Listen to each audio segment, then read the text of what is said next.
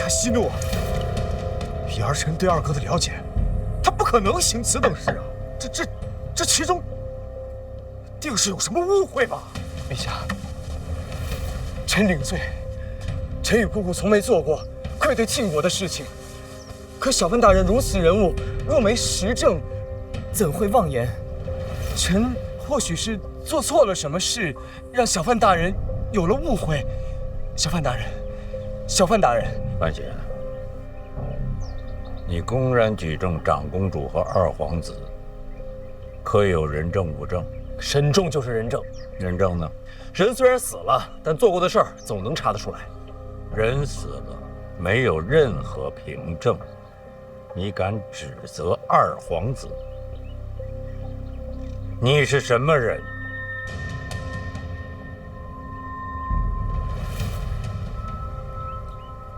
臣是监察院提司，有执法仗剑、扫除奸佞之责。哼！再说一遍。臣是监察院提司，有执法仗剑、扫除奸佞之责。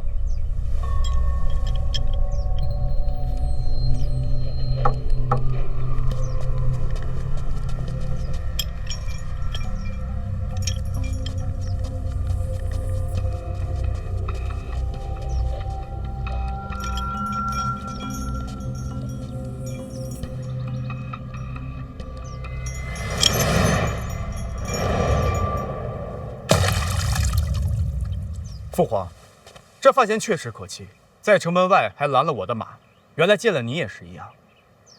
看来他天生就这脾气。您息怒啊！是啊，陛下，您息怒啊！陛下息怒。啊，父皇息怒。你们还有别的事儿吗？陛下，儿臣今日其实有件喜事，想请陛下斟酌。喜事？是什么喜事？范闲虽有错漏，但毕竟出使北齐有功，加上才华经世，由此可见，范府门风博学渊渊，范府之女范若若，才女之名闻名京都，贤淑雅静，实属难得。晋王世子李弘成为人温厚，尚未婚配，加之对范府之女又倾慕已久，儿臣以为范闲与婉儿已有婚约，不如喜上加喜，牵上加牵，也算是成就了一段姻缘。说是婚事，并不着急。你倒是很会出奇兵啊！这门婚事朕准了。陛下，另外，范闲出使北齐有功，加封一等男爵。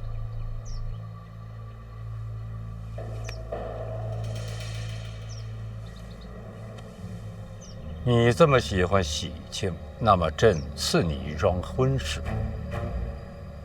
叶仲的女儿叶灵儿，与你非常般配，朕把她赐给你。我与叶灵儿也并不熟悉。好了，你们接着吃吧。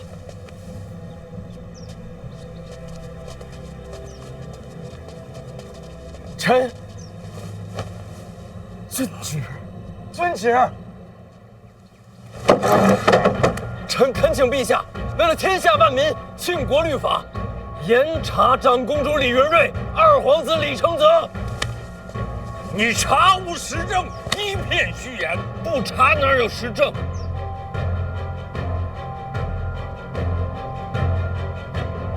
真是大清了你！此案冤魂无数，罪无可恕，望陛下严查。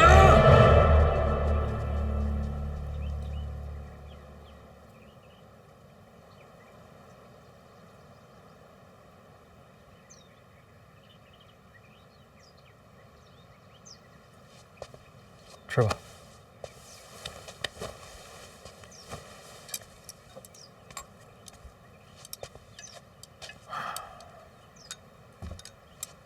恭喜啊！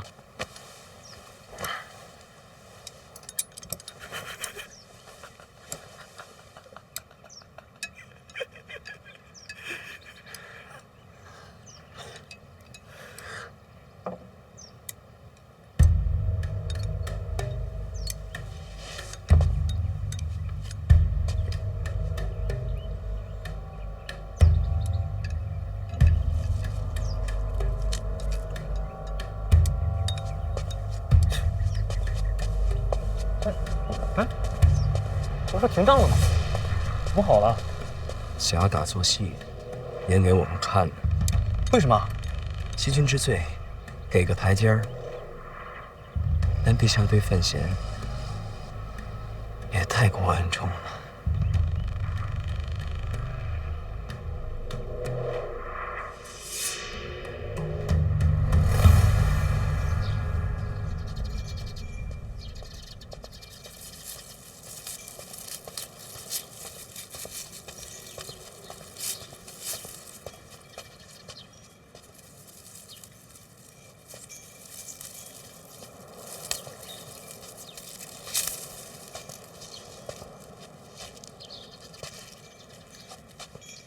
别灰心，毕竟二哥和姑姑是皇亲。其实我早都习惯了。这么多年，陛下还是偏信他多一点。他让圆梦坐镇抱月楼，就是为了这个。赐婚这一招，着实阴了些。你弟弟是抱月楼的东家，而现在管事的圆梦成了你妹夫的情人，这脏水算是给你们范家泼屎了。这是硬要把我扯上车，扯在一块儿了。你可别认命啊！陛下有句话说的没错，有实证。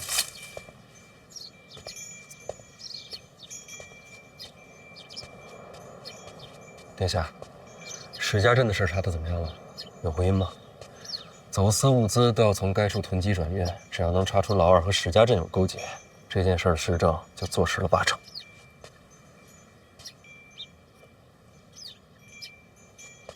怎么了？史家镇没了。什么叫没了？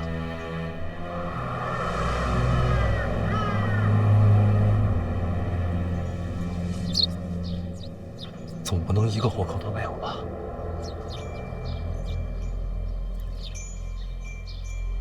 怎么人赶到的时候，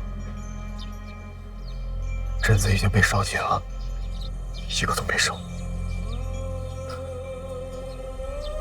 二哥这一手太狠了，这村子烧了，走私的线也就断了。关键是可惜了那么多条人命啊！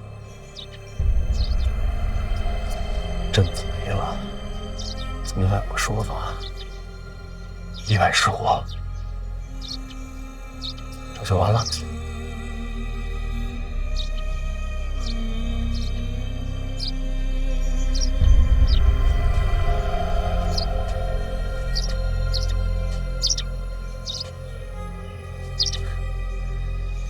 一手遮天啊！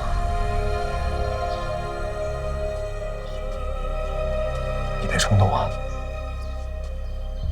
如今时政没了，陛下又想着二哥，你能做的就只有平衡心态，多讨陛下欢心。剩下的，咱们伺机而动。还有啊，监察院提司的位子得想办法讨回来，这个位置至关重要啊！皇后请殿下相见。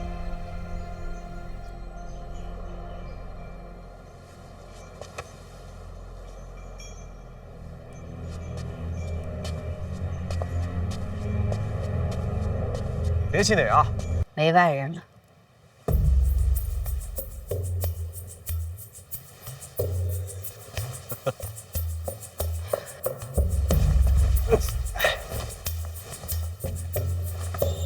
这整日里端着一台，我这身子都是僵的。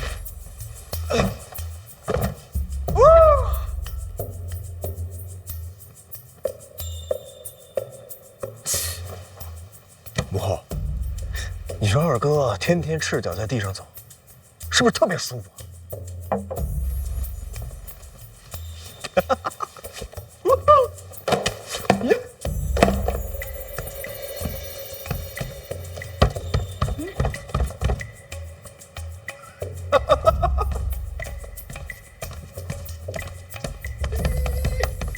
这确实不错呀。母后还是那么怕黑？一向如此。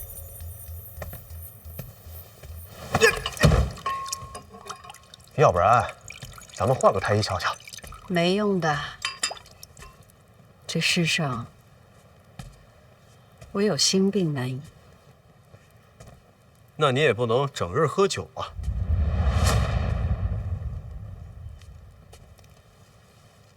怎么？你是来教训我的？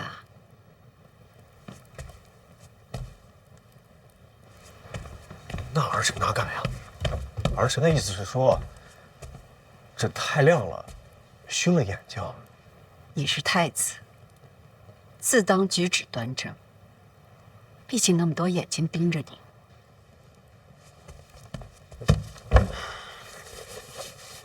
儿臣也就只敢在母后面前这样。这即便是在东宫，也丝毫不敢懈怠啊。真的吗？日日如此，如履薄冰。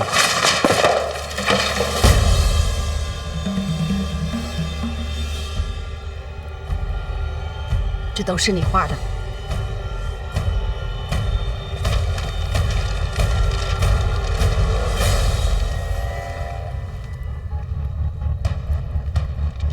怎么会在母后这儿？是不是？闲来无事，作画取乐罢了。这不画脸也是取乐？你要不要我再问清楚，这到底画的是谁？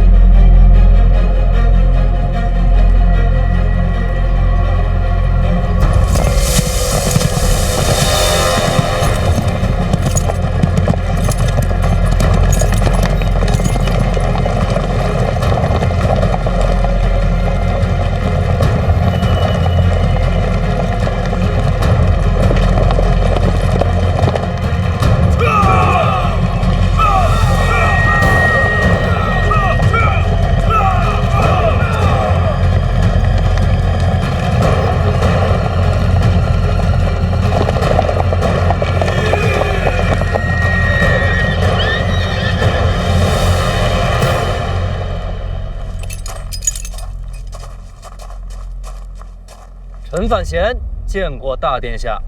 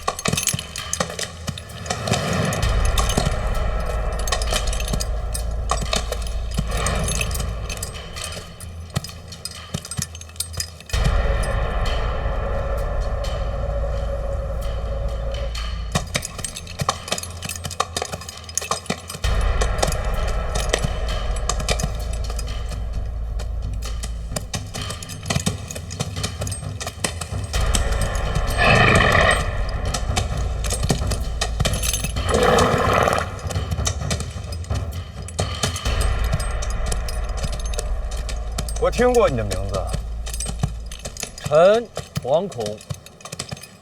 敢与皇子抢答，胆量不小，却未免愚蠢了些。殿下，我也不想啊，这都是不得已。怎么个不得已？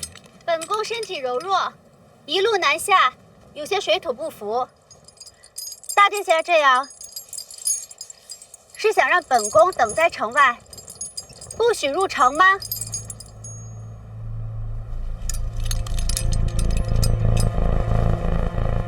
回殿下，这就叫不得已。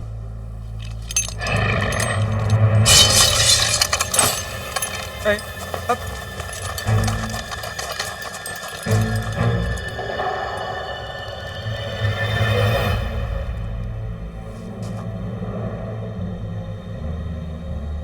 倒是有几分本事。殿下的家事儿，臣慌什么？如果我非要让你让路呢？那臣就只有一死，给殿下赔罪。是本宫想早日进城，与范大人无关。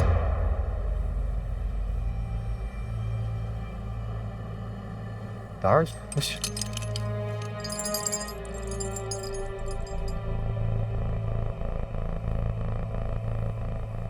范闲，你是觉得我不敢杀你是吗？殿下有什么不敢？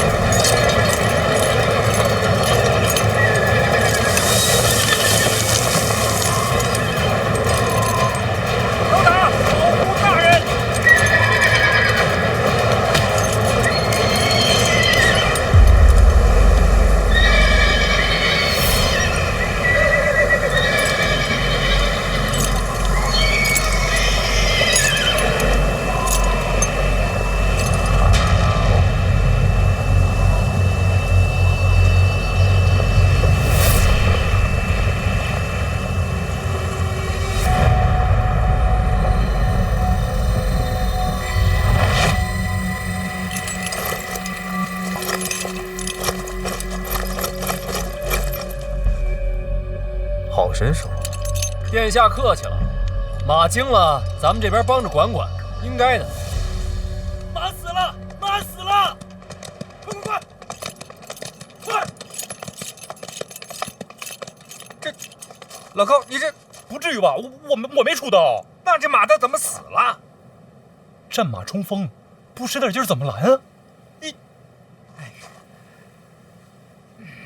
出征归来斩我战马，范大人果然厉害。本王领军在外征战多年，没想到朝廷是这样接我们回家的。这是个意外。看在你是婉儿未来的夫婿，我不深究。把这人给我，陪马便是。哎，老高，范闲，想清楚了。大人，不知道。闭嘴！他的事儿我担着。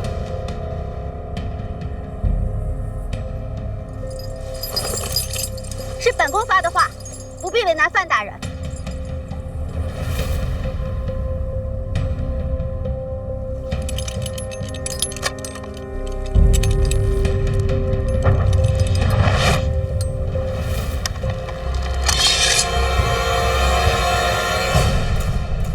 太子殿下到！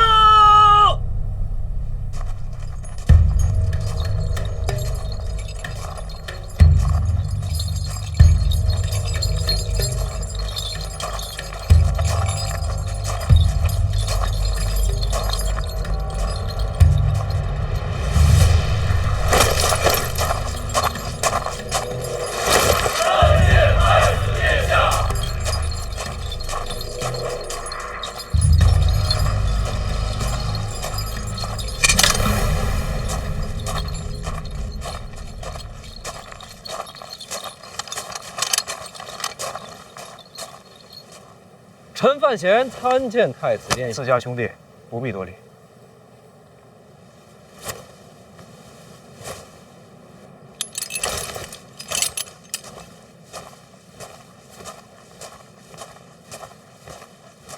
大哥，参见太子殿下。你是我大哥，怎么能你拜我呢？常年在外征战，都瘦了。瘦不要紧，在外奔走心情愉悦。要不是圣旨，我还不想回来呢。你得回来啊！日到坐地里的多想你嘛。哥，抱抱。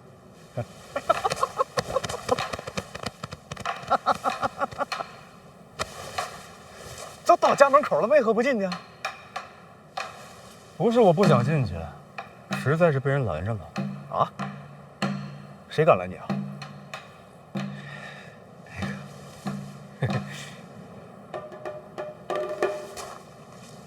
我又是你呀！拦我大哥是重罪，你知道吗？臣哪有那么大胆子呀？这不是北齐大公主殿下也在车队，说着一路远行，水土不服，想早点进城休息，是吧，公主？确实是本宫的意思。公主稍安勿躁啊，车内安坐即可。战死军马，本宫陪夫就是。可不便宜啊！我身为大齐皇室，这份担当总该有。那你比我有钱，我是赔不起。我也是母后给的。多少银两，告知我便是。好，回头我单独找你。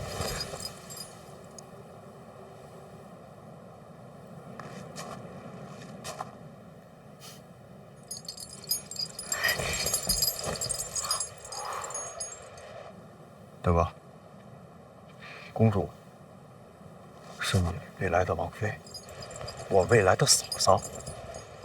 可是人家范闲夹在中间，确实有点难办。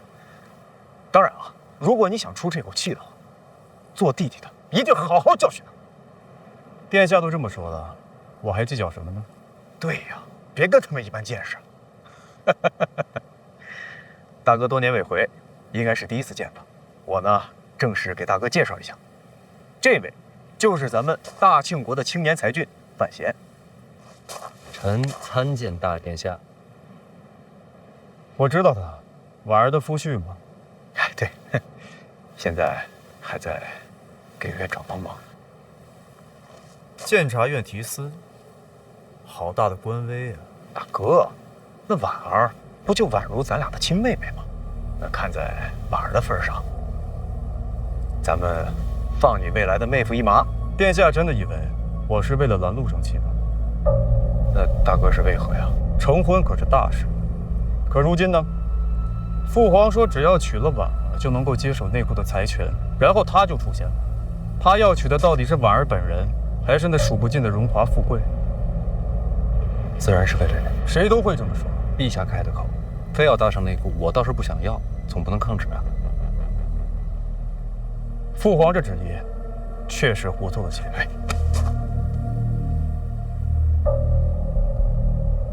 二位虽然未曾谋面，但是以我对二位脾气秉性的了解啊，二位啊一定可以成为挚友。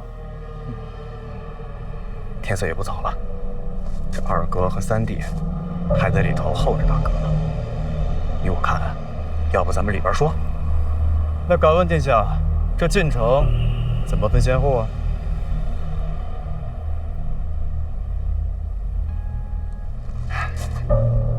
你来的可真是时候啊！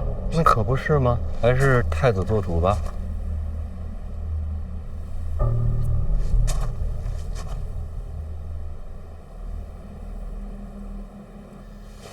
二哥，大哥不是要和使团起冲突吗？咱不去劝劝？咱们是来接人的，不是来劝架的。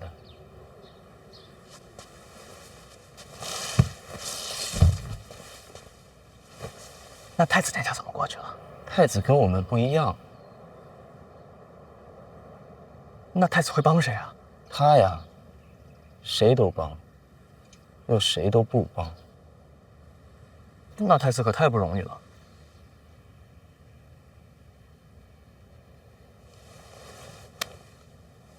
活着都不容易。来了。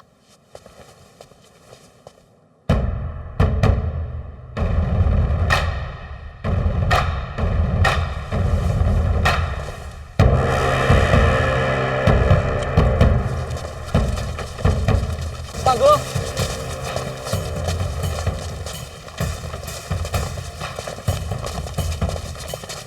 这么久不见，长这么高了。将来跟大哥一般高，也领兵打仗去。有这心就行。有未谋面，你瘦了。我刚才看见他，也是这么说的。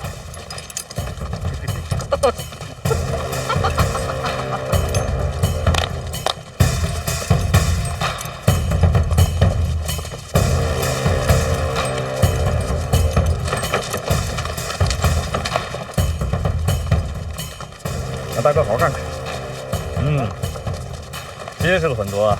早知道你跟大哥一起回来，我应该给你准备些礼物。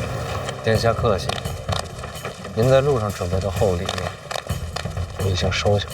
真的？我都忘了。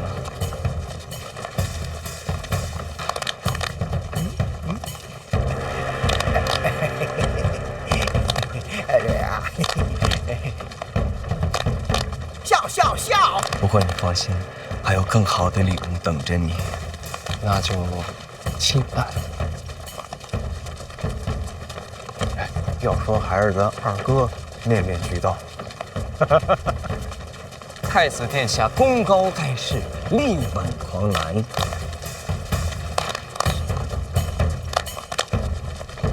二哥取消我，这不夸你了吗？过奖了，二哥。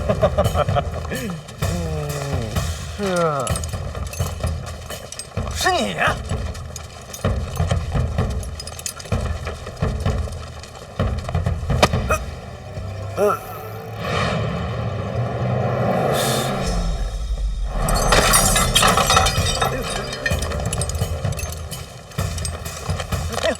这位就是三殿下。不是做梦，他是真的。躲什么呀？他们打晕了我。你确定？确定啊，我还以为是做梦呢，原来是真的。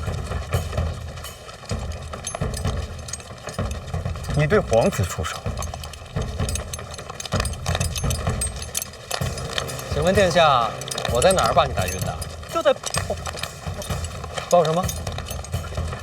您接着说，这儿没人能拦得住您。放心说，大哥在。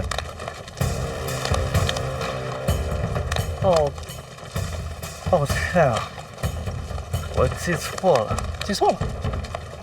啊，确实是有噩梦。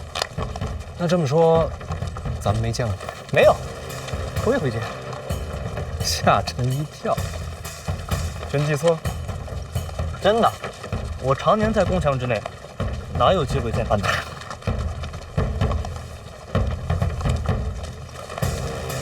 你们俩，我多问一句，不是说了，梦里见的。行，那臣就先告退了。急什么？久未谋面，不再多聊聊。归心似箭呐，出门这么久，确实想家想玩了。倒是难为你了。陛下口谕，宣范闲同诸皇子入宫觐见。这么早就见你，可能是因为刚弃了军吧。大哥慢慢习惯，这就是我们的小范大人。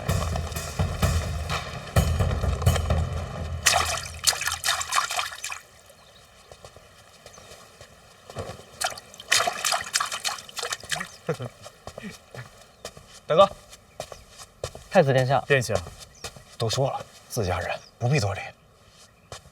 二哥好啊！刚才那个叫什么范闲，不是跟殿下在一起的吗？陛下召见，马上要开宴了，父皇单独见他。怕是要重罚。为什么？范闲出使归来，中途假死，闹出这么大事端，总要有个结果。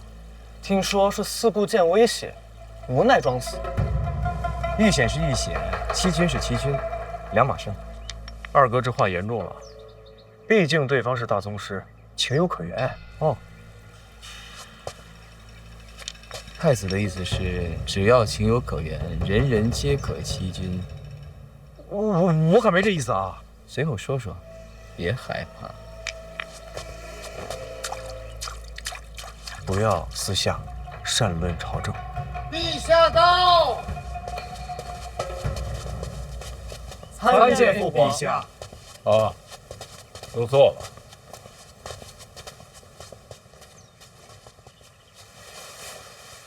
李正如，你精神头挺好啊。多年未见，父皇身体可好？死不了。坐。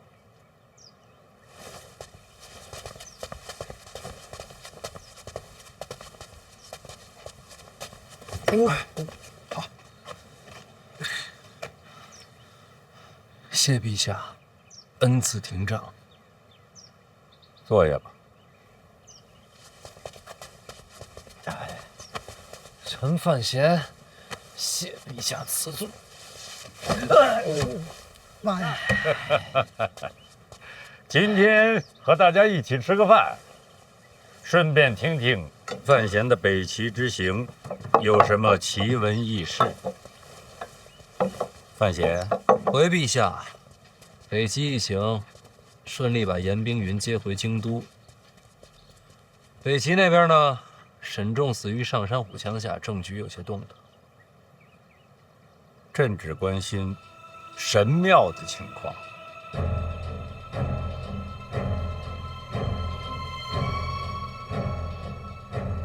萧恩临死前透露，神庙真实存在，就在极北之地雪原之中。真的有神庙吗？萧恩说有。是否真的存在，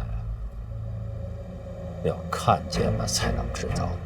极北之地，终究隔着北齐，不太方便。世上没了北齐，不就方便了？陛下胸怀乾坤，北齐指日可待。范闲，还有什么呀？回陛下，还真有。说。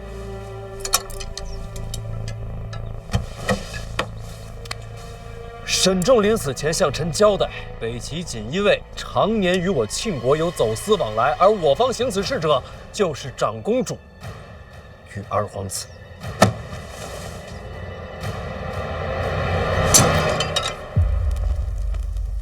陛下御书房内，家宴已然开席了。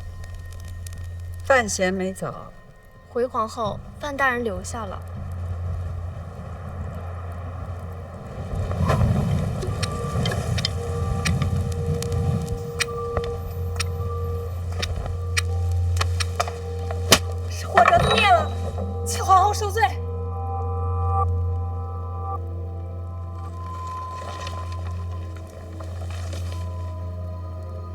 臣入席。我这个皇后倒没资格。假意。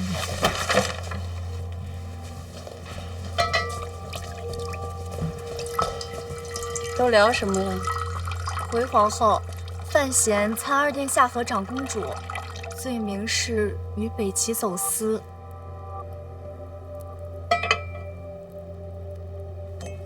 当众说的？是，几位殿下都在。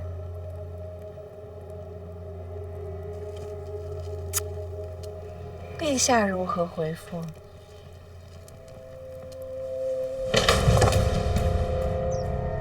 儿臣谨遵母后教诲，儿臣再不话了。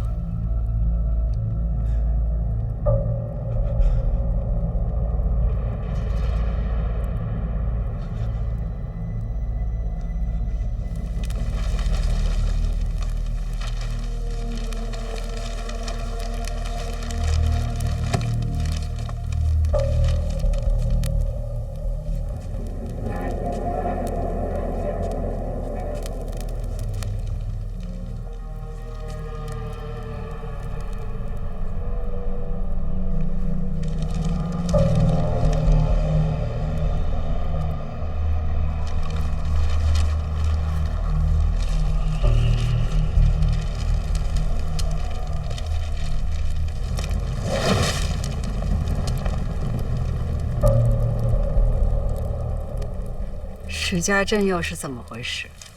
二哥反应及时，我的人赶到的时候，他的人早都撤走了，镇上没有留下任何证据。那你又何必放火屠镇呢？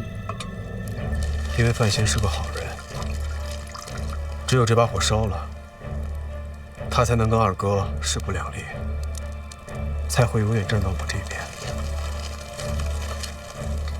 那就更不能让他知道真相了。母后请放心，这世上除了疯子，谁会无缘无故做出这种惨绝人寰、卑劣行径的？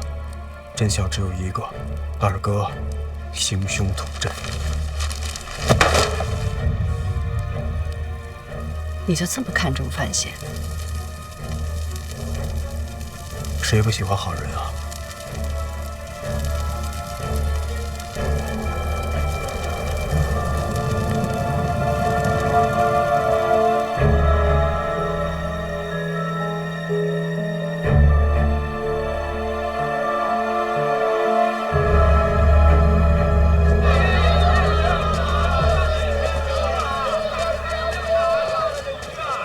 大人，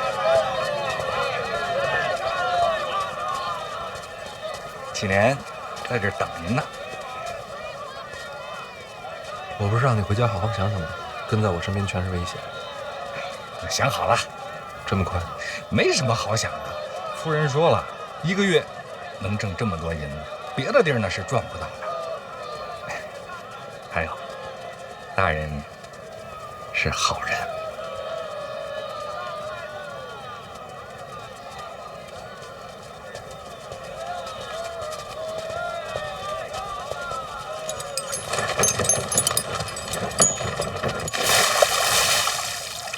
好人有啥用啊？身边全是危险。大人，这世上的危险到处都是，唯独好人太少。话说回来，我算是哪门子好人啊？我身上毛病多的是，我怯懦、自私、贪婪、自负，有的时候安于现状，有的时候瞻前顾后。说穿了，我就是一个普通人。普通人遇到现在这局面，会怎么做啊？会怎么做啊？撂挑子不干啊！提丝也没了，线索也断了，我拿什么查下去？我凭什么查下去？与我何干呢？人啊，就是得学会独善其身。大人，您可千万别这么说。您的言行主张已经改变了很多人呐。谁呀？起码有我，王启年。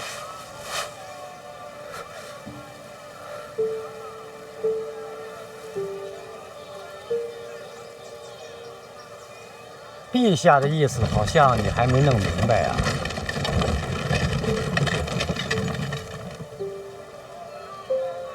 我明白，撤我提司摇牌，赐婚李承泽叶家。谁不知道叶家有大宗师坐镇啊？这门婚事一成啊，李承泽将来就是前途不可限量。陛下呀，就是保护他呗。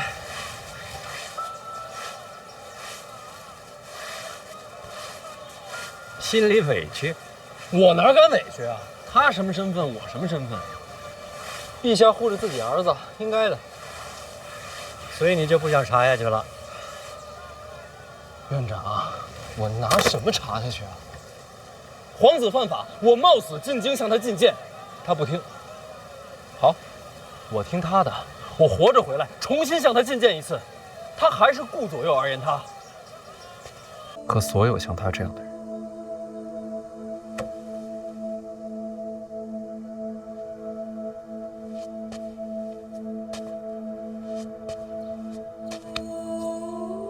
我不是我娘，做不到为了改变这个世界而活着。但我活这一世啊，最起码想要做一个自以为的好人，让我的良心能平静一些。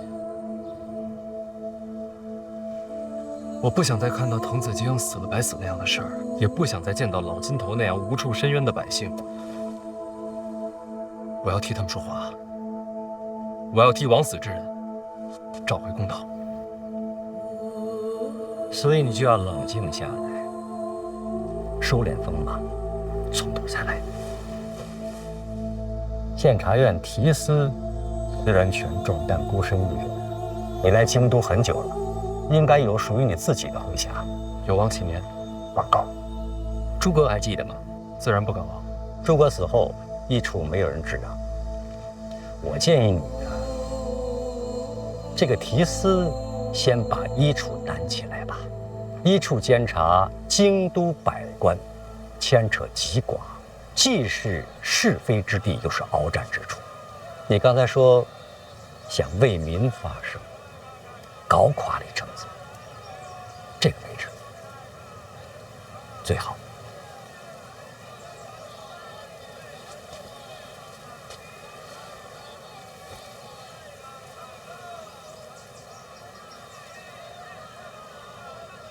陈院长，我这次北齐之行，听说了不少事儿。好啊，见世面。是不是我这一生都在你们掌控之中啊？如果我说我在帮你，你信吗？我敢信吗？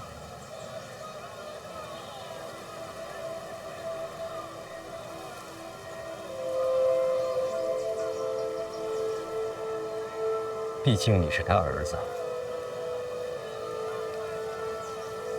有句话我早就想问了，说：如果有一天我走了和我娘不同的路，你怎么选？不可能。如果就是这样的，那我一定选你娘。所以归根结底，你们帮我，还是因为我是他的儿子。说得对。那你们要失望了，我跟我娘不是一样的人。你要知道，世上没有一样的人，但你和你娘最本质的部分是一样的。我可不敢立这碑，立不立碑不重要。我想告诉你，你将来一定会走你娘的路，而且我现在做的就是确保你能走上你选择的路。一生都在被控制，还要确保走上自己选的路，这不荒唐吗？欲取先予未必荒唐。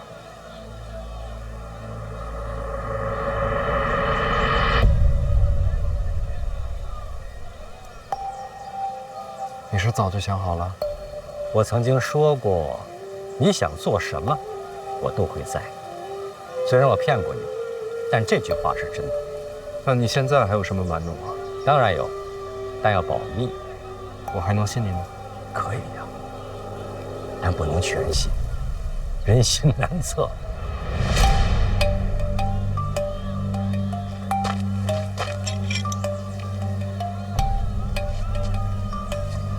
那我信一半，多了，这还是原来那块吗？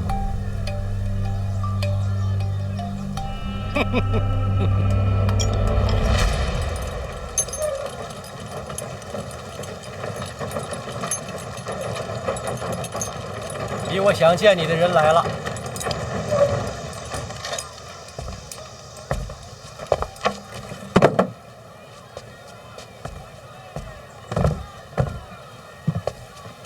抱月楼的事别留后患。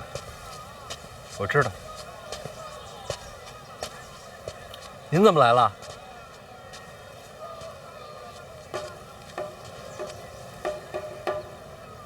这是范闲，姓范，是我儿子。知道，没人给你抢。咱们庆国最讲究的是什么？是不是孝道？有没有父慈子孝这一说？有啊。远行千里回到京都，不是见驾就是见你，成何体统？他这是生的什么气呀？我没生气，我气什么呀？我是讲道理。我问你，范闲远行归来，不首先回府请安，是不是有违孝道？真闹大了，礼部是不是能参他？你说的真对，是。你也有认错的时候。哼，但不是我叫你来，不是你，其实是我自己想来的。我是想擦擦这石碑。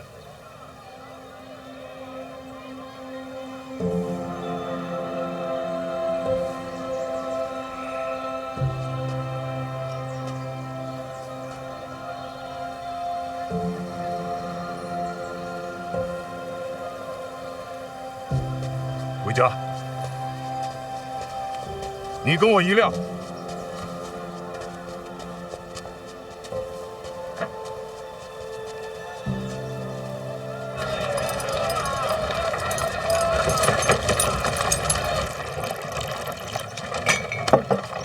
您喝茶。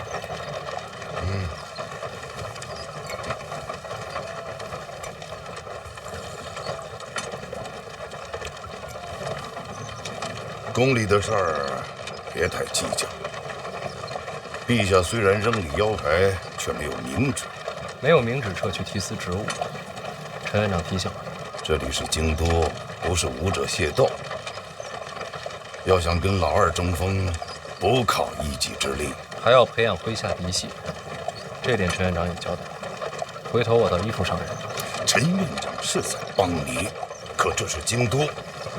总得留个心眼儿。可以信陈院长，但不能全信，人心难测，这点他也说了。他倒是言无不尽呐。不过有一条我不太同意。哪条？人心难测，对别人是不可以全信，但对家人却不理如此。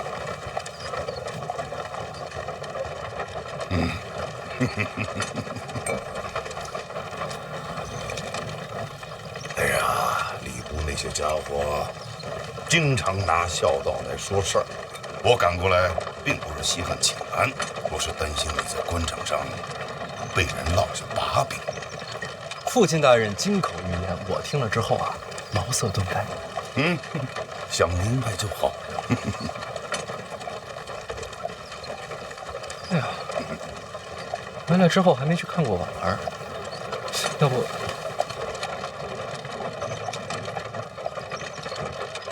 要不我还是先回家待2天，过几天我再去看她。哎呀，是得回去看看若若，你妹妹对你甚是想念。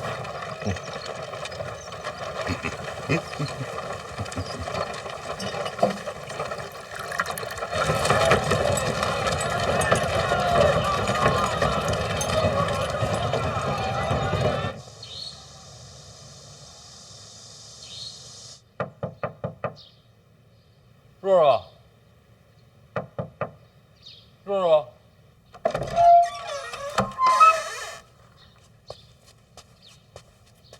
是啊。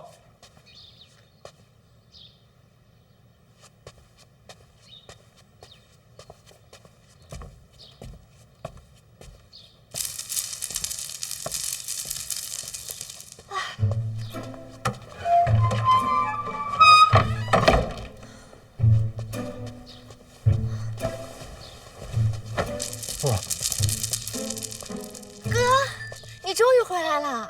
你干什么去了？我浪迹天涯去了。浪迹天涯？嗯，去了多久？大概1炷香时间吧。你这浪迹天涯的还挺快。其实也不光是浪迹天涯，我主要是逃婚去了。陛下赐婚的事我听说了，我不乐意，所以收拾收拾就跑了。那怎么又回来了？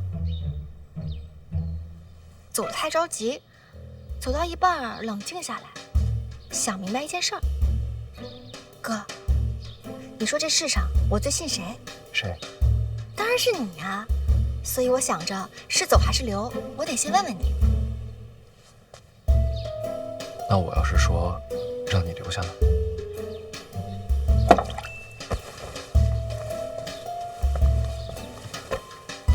你干嘛？既然不走了，就把衣服收好放箱里。你不担心我让你奉旨成婚？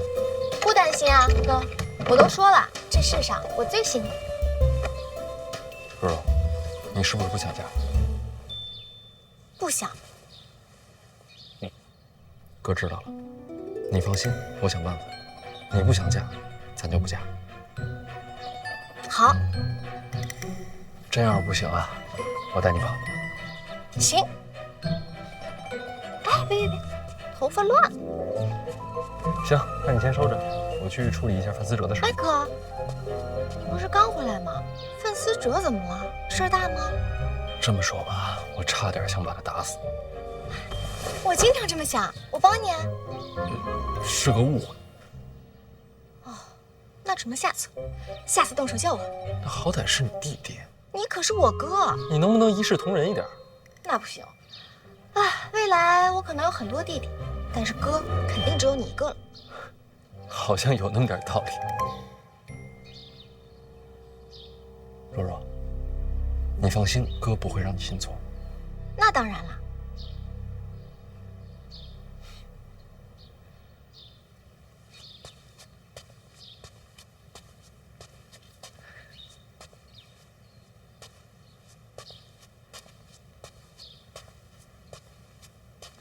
哎，你说范闲回来了？是的，少爷。我爹特高兴吧？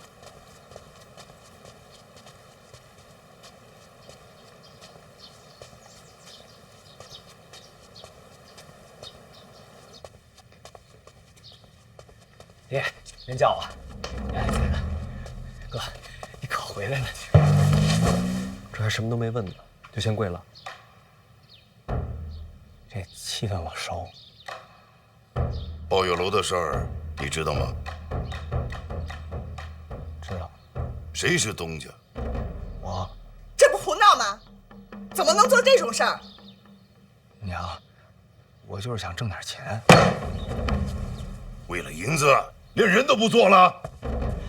老爷，你饶他一命吧！啊！举家法来。哎，不用。其实他也是被人骗了。对，死者本来就不聪明，肯定是被骗的。娘，您平时不是说我挺聪明的吗？这会儿就闭嘴吧。不论是否被骗，既然犯了错，就要受罚。这顿打，他逃不了。其实我已经打过了。对，范闲他已经打过了。啊，你们见过？啊，见了。上回差点把我打死。为何不跟我说？我哥说跟谁都别说，就让我在屋里待着。这些天不出门，是因为范闲？啊。那岂不是早就回过京都？确实回过。到底怎么回事？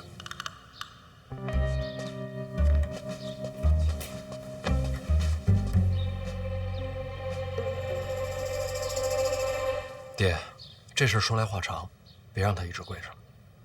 站那儿。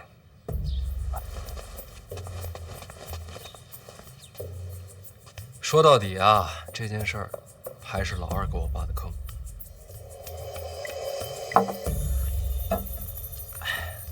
反正情况啊，就大概是这样。抱月楼逼良为娼的事儿，他确实不知道。您听见了？我真不知道。抱月楼一旦事发，第一个抓的就是你。哎，别，他没跟我说是青楼，就说是听曲儿聊天的地儿。那怎么办啊？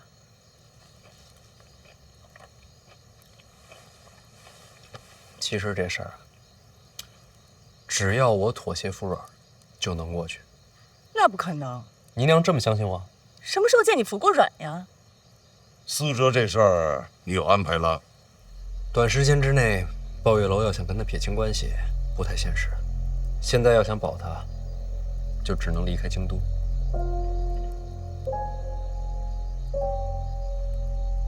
有道理。那我陪思哲回儋州怼着，也不能留在庆国。不在庆国去哪儿啊？要北上，去北齐。还远了吧？也好，那我就陪思哲北上。姨娘不能陪，她得自己去。为什么？是啊，这是暗中远行，不是游山玩水。你好歹也是国公之女，你陪着谁不认识？那也不能让思哲一个人去北齐啊，他都没离开过京都。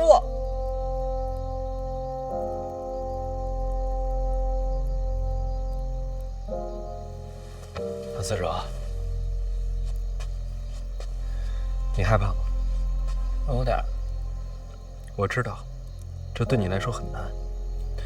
突然之间就要离家远行，从锦衣玉食变成无依无靠、前途未卜。你别说了，越说我越害怕。但这对你来说也是机会。这哪算机会呀？人不离开家，就永远不会长大。你是不是也想过，想对某个人证明自己不再是一个孩子了，证明你并非做每件事情都是错的，证明你自己也可以被期待。我想证明，那就北上，找到你自己的路。他做不到。好，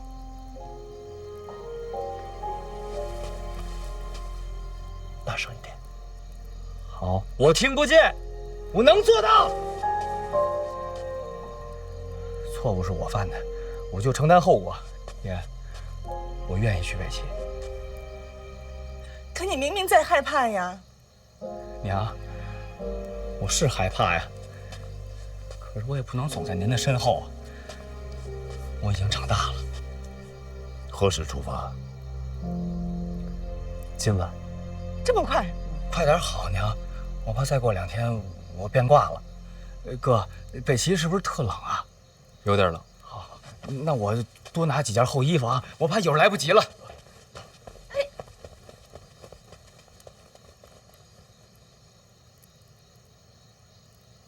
怎么一下子人全变了？姨娘，有时男人长大，只要一瞬间就够了。不行，我得去交代2句。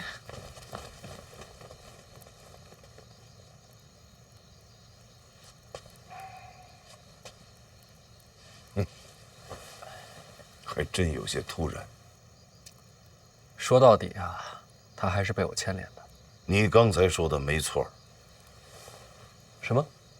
男人长大只要一瞬间就够了。命运嘛，总是突如其来。这小子没让我失望，不愧是我儿子。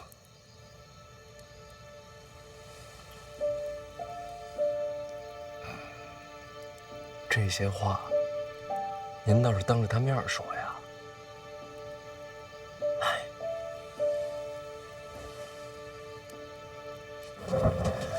天冷了就记得加衣服，每天吃饭别马虎了。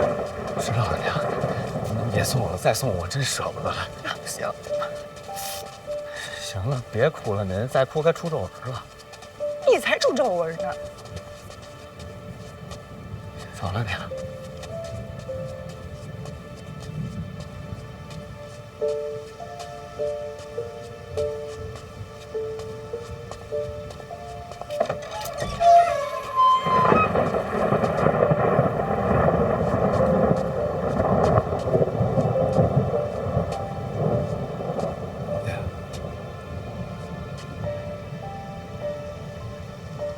范闲刚才说，有些话该当你面讲。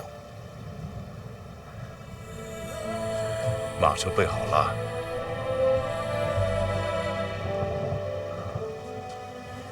谢爹。还有，你没让我失望，范思哲。